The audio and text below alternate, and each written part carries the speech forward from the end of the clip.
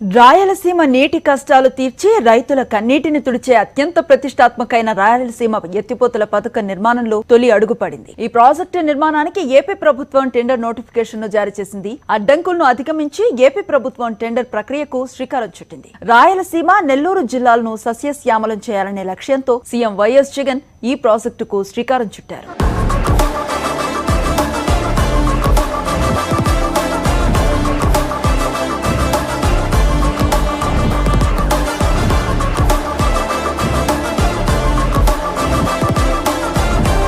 రాయలసీమ ఎత్తిపోతల పథకానికి కేంద్ర పర్యావరణ శాఖ బ్రేక్ వేసింది. ఆంధ్రప్రదేశ్ ప్రభుత్వం ప్రతిష్టాత్మకంగా నిర్మిస్తున్న ఈ ప్రాజెక్టుకు అనుమతులు నిరాకరించింది కేంద్రం. దీంతో తెలుగు రాష్ట్రాల మధ్య జల వివాదం మరో మలుపు తిరిగింది.